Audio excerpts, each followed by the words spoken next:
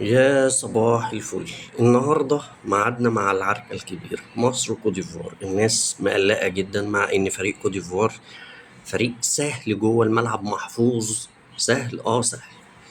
فرقة محتاجة في الملعب قوة بدنية، محتاجة لعيبة قوية بدنيا. علشان كده عايز ألعب النهاردة باتنين ستة بيعرفوا يطلعوا بالكورة. قلت قبل كده مهند لاشين ومروان عطية، تمام، لان هم هيواجهوا اتنين بيجوا من تحت، كيسي، فرانك كيسي وإيناو، اتنين لعيبه كوره جامدين جدا. السكند بول قدام منطقه الجزاء محتاجه الاتنين دول، محتاجه ناس حافظه ادوارها، محتاجه على الاطراف ناحيه اليمين زيزو، ناحيه الشمال مرموش، وصلاح ياخد قلب خط الهجوم. اقفل عمق الملعب، لان كل خطورتهم على فكره واحد زي ديالو بيشوط كتير جدا، لكن لو دخل قلب الملعب ما لقاش المساحه دي يبقى انا حرمته من اهم ميزاته. تمام.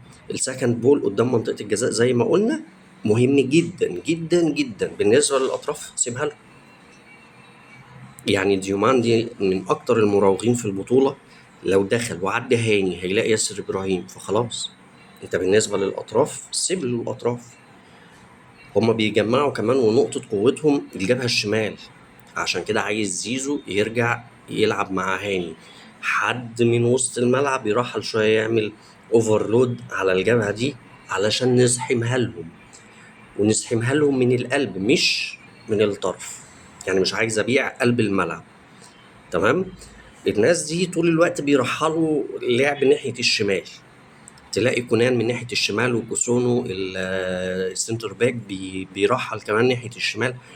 نقطة ضعفهم في المسافة أو المساحة اللي موجودة ما بين غيلا دوي الباك رايت وإيفان المدافع التاني. فيا جماعة الماتش سهل إن شاء الله، وإن شاء الله النهاردة الفوز لمصر.